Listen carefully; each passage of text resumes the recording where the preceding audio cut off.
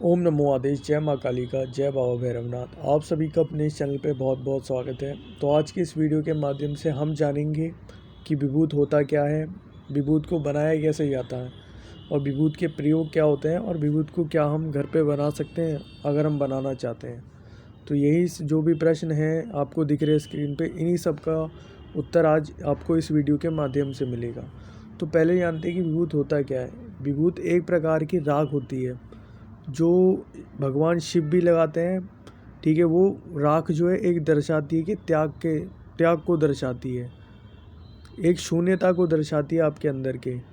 भगवान शिव जो होते हैं वो चाहते हैं कि जो भी व्यक्ति है, जो उनका साधक है, जो शिव का सन्यासी है, कि वो उसको लगा के दिखाते हैं कि बाबा कि आप जो हैं वो एक शून्यता को दर्शाते हैं और आप भी शून्य बने। उनको देख के आपके मन में ये नज़र आए कि आप कुछ भी नहीं है इस जगत में, इस संसारी जगत में, इस भौतिक दुनिया में आपका खुद का अपना कुछ भी नहीं है, आप एक शून्य हैं। इस चीज़ को दर्शाने के लिए बाबा शिव जो हैं हमारे, वो अपने विभूत जो है लगाते हैं कि उनके एक प्रतीक है, ये शून्यता का प्रतीक है कि उस व्यक्ति का, उस साधक का इस जीवन में खुद का कुछ भी नहीं है। जो है सब ईश्वर का ही है, ईश्वर से ही उसे मिल रहा है और ईश्वर की कृपा से उसे प्राप्त हो रहा है। जो भी घटित हो रहा है वो भी ईश्वर की कृपा से हो रहा है। इस चीज़ को समझे वो और शून्यता को जाने। इस प्रकार से ये विभूत जो होते हैं बाबा शिव अपने लगाते हैं।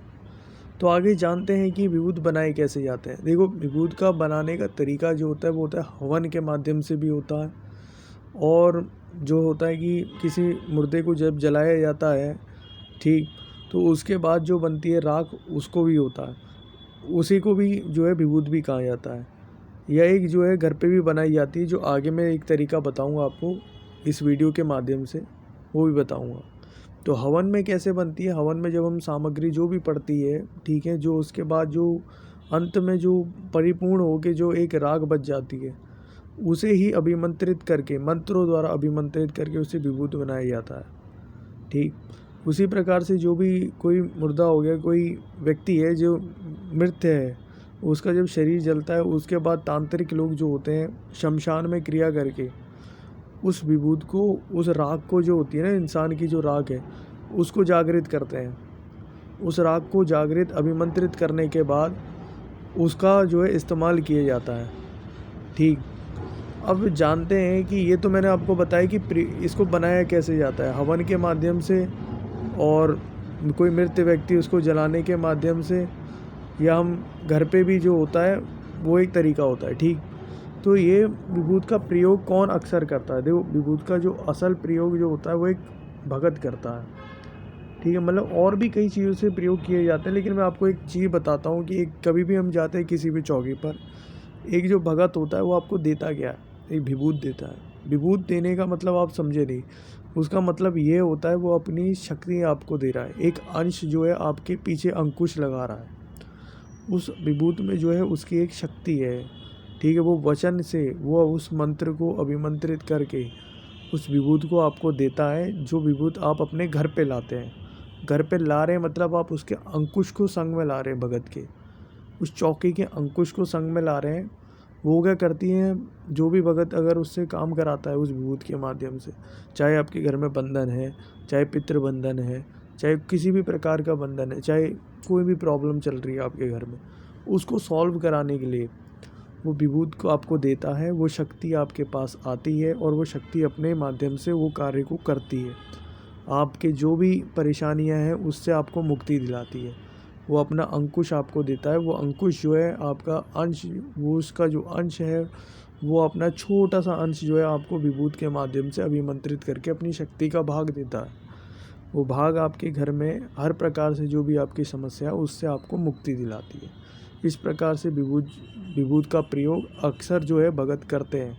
और आपने कभी ना कभी ये चीज़ें अपने साथ देखी भी होंगी कि आपको वो विभूत पकड़ा देते हैं और वो शक्ति आपके साथ आती है, वो हर प्रकार से अपना काम करती है। तो अब जानते हैं कि विभूत का प्रयोग, देखो विभूत का प्रयोग जो है ना, जब किसी के ऊपर कोई प्रेत बाधा है उसके लिए किया जाता है, या अलग अलग प्रकार से, जैसे कोई शरीर में समस्या संबंधित कोई भी प्रॉब्लम है, दर्द बन रहा है, ठीक, वो ना दवाई से ठीक हो रहा है लेकिन फिर भी बन रहा है। वो दवाई हमने चाहे कितनी खा ली, 1 गोली 2 गोली 3 गोली, हमने चाहे कितनी भी खा ली, हमें कोई इलाज उससे कोई फ़र्क नहीं दिख रहा। तब जाके जो है विभूत का प्रयोग किया जाता है, क्योंकि जब कोई इलाज डॉक्टर से परे हो जाता है ना, तब उसका इलाज जो होता है भगवान के पास होता है।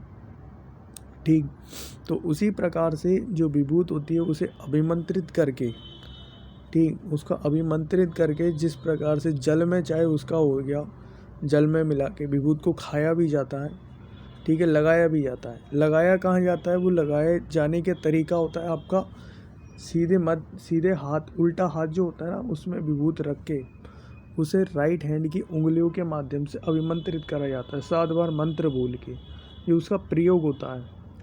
ठीक, कि उसे 7 बार जो है बोल के, जो भी मंत्र है आपका, चाहे ओम नमः शिवाय, उसे 7 बार आपने जागृत उसको सिद्ध कर रखा है, उसे 7 बार बोल के राइट हैंड की उंगलियों के माध्यम से आपको अनामिका उंगली और जो आपका थंब है उससे पकड़ के जो भी पीड़ित व्यक्ति है उसके आज्ञा चक्र पे लगाना होता है। वो आज्ञा चक्र के माध्यम से वो शक्ति अपना काम करती है। फिर अब जैसे होता है एक तरीका और है जो है प्रयोग का, वो है जल में मिला के, विभूत को जल में भी मिला के दिया जाता है, जो है 7 दिन, जैसे अब शिव की भगत या किसी के भी हैं, ठीक है, 7 सोमवार या 7 दिन जो है आप उसे एक तांबे के लोटे में जल में जो है विभूत को अभिमंत्रित करके डाल के घोल के उस पीड़ित व्यक्ति को पिलाएं और उसी के द्वारा पूजा भी कराएं। ठीक, तो ऐसा होगा कि आपको जो मंत्र है वो भी, उसका भी पता लग जाएगी कि वो सिद्ध है या नहीं है, और आपको वो जो विभूत है वो भी अपना अभिमंत्रित होके अपना कार्य करेगी। मैंने आपको इस वीडियो के माध्यम से विभूत को अभिमंत्रित करने का भी बता दिया, उसका प्रयोग भी बता दिया कि जल के माध्यम से भी कर सकते हो आप, आज्ञा चक्र में भी लगा के कर सकते हो। अब जो अगली जो चीज़ है वो है कि विभूत को बनाना है, तो अगर बनाना है तो कैसे घर पे बनाया जाए। एक तो यदि आप धुनी के माध्यम से भी विभूत बनती है, अगर आप धुनी जगा सकते हैं, धुनी चेतन कर सकते हैं, ठीक है, वो धुनी जो होता है ना स्वयं में खुद ही पहले से जो होती है चेतन जागृत रहती है। चाहे आप शिव की धुनी लगा रहे हो, गोरखनाथ जी की लगा रहे हो, गुरु गोरखनाथ जी की, या नवनाथ की लगा रहे हो, ठीक है, ये किसी भी देवी देवता की या माता काली की आप धुनी जगा रहे हो, तो उसमें जो राग बनती है ना धुनी के बाद, वो स्वयं में पहले से अभिमंत्रित रहती है, जागृत रहती है। ठीक है, जागृत रहती है मतलब अभिमंत्रित, तो आपको उसको मंत्र द्वारा आप कर सकते हो उसको। ठीक है, वो जागृत तो पहले से रहती है अपनी, और वो जागृत है तो आप जो भी आपका मंत्र है, चाहे ओम क्लीम कालिकाय नमः, किसी भी प्रकार से कोई भी मंत्र है, तो उसके प्रकार से आप उसको 7 बार जो होता है उल्टे हाथ में रख के और सीधी उंगलियों के माध्यम से उसको अभिमंत्रित करते हैं, जो भी पीड़ित व्यक्ति है उसको लगाते हैं। अब बनाने का तरीका, या तो आप धुनी चेतन करते हैं, धुनी को चेतन करते हैं, अपने घर पे उजागर करते हैं, धुनी लगाते हैं, धुनी का जो है आपने नियम बना रखा है लगाने का, ठीक, तो आपको धुनी के माध्यम से भी विभूत बनती है, और अभिमंत्रित करने का मैंने आपको बताया। ठीक, जो अगली और एक आसान तरीका है वो है कि आप धूप के माध्यम से, जैसे जो भी आप धूप अगरबत्ती अपने घर में जगाते हैं, ठीक है, अपने इष्ट देव के लिए, इष्ट देव की नाम की जगाते हैं। होता क्या है कि आप जब धूप जगा रहे हैं तो उनके नाम से जगा रहे हैं, वो जागृत हो गई है पहले से। ठीक, आप जब उनको जागृत हो गई है तो आप जब वो राख बन जाता है उसका, तो आप राख को क्या कर सकते हैं, उनको अपने इष्ट के चरणों पर रख दें और अपने इष्ट से प्रार्थना करें कि हे प्रभु, आप इसमें इस विभूत को जागृत कर दें और इसमें अपना अंश रखें और ये स्वयं में जागृत हो जाए। तो ऐसा होगा कि वो विभूत जो होगी जागृत हो जाएगी अपनी, और ये विभूत ऐसी विभूत होती है, वो कई इसकी शक्ति जो होती है अपार होती है, क्योंकि आप इसे घर पे ही बना रहे हैं, घर पे ही जागृत कर रहे हैं, इष्ट की विभूत है आपकी, है ना। फिर आप जो है ये विभूत बन गई, तो आपको इसके बाद जो है अभिमंत्रित करने का मैंने जैसे तरीका बताया उस प्रकार से आप इसे अभिमंत्रित भी कर सकते हैं। तो आज की इस वीडियो के माध्यम से मैं आप सभी को ये बताने जा रहा था कि विभूत क्या होता है, इसके प्रयोग कैसे होते हैं, किस प्रकार से घर पे बनाया जाए, यही सभी चीज़ों के बारे में आपको बताने जा रहा था। धन्यवाद मेरे वीडियो से बने रहने के लिए, मेरे चैनल से जुड़े रहने के लिए। कृपया मेरे वीडियो को लाइक शेयर सब्सक्राइब जरूर करें। जय मैया की, जय कालका महामाई, जय बाबा शिव की। ओम नमः शिवाय, ओम नमो आदेश।